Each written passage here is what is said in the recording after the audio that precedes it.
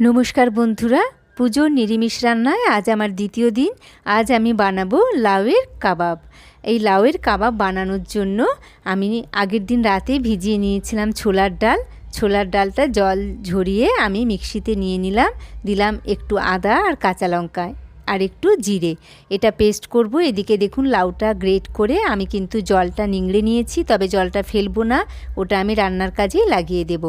এরপরে দেখুন বাটা ডালের সাথে এটা দিয়ে দিলাম অল্প একটু হিং, একটু মৌরির গুঁড়ো আর কুচিয়ে রাখা বেশ খানিকটা নারকোল, আর তার সাথে দেব স্বাদ মতো নুন। আপনারা যদি মিষ্টি পছন্দ করেন এর সাথে দিতে পারেন কিশমিশও।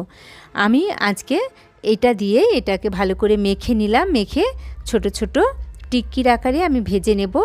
আমার তেলে অসুবিধে আছে, আপনারা যদি বেশি তেল খেতে পছন্দ করেন তাহলে কিন্তু ডুবো তেলেও এটা ভেজে নিতে পারেন, তবে এভাবে রান্না করলেও খেতে খুব সুস্বাদু হয়। এভাবে দেখুন আমি সব কটা কাবাব ভেজে নিয়েছি ছোট ছোট করে। এরপর ফ্রাইং প্যানে অল্প একটু সাদা তেল দিয়ে দিলাম কালো জিরে, কাঁচা লঙ্কা, টমেটো, আদা বাটা। সেটা একটু ভাজা ভাজা হয়ে গেলে আমি দিয়ে দেব গ্রেট করা বিট আর লাউয়ের নিংড়ে রাখা জলটাকে। এবার দেখুন আমি কাজে লাগাবো সব কটা গুঁড়ো মশলা যা আমরা কারির জন্য লাগাই, সেগুলো ওই জলের মধ্যে আমি পেস্ট বানিয়ে নিলাম, দিয়ে দিলাম।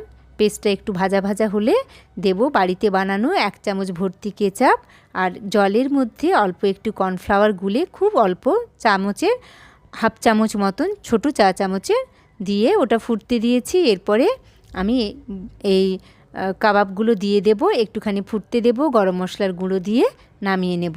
আমি একটু গ্রেভি চেয়েছি তাই দিলাম।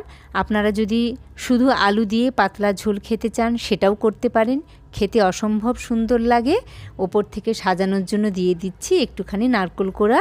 আর এটা আপনারা ভাত, পোলাও, রুটি, লুচি, পরোটা, পুজোর সময় সব কিছুর সাথে কিন্তু অনায়াসে খেতে পারবেন, সবার মন জয় করবে। কেমন লাগলো জানাবেন, ভালো লাগলে লাইক, কমেন্ট, শেয়ার এবং সাবস্ক্রাইব করবেন। ধন্যবাদ।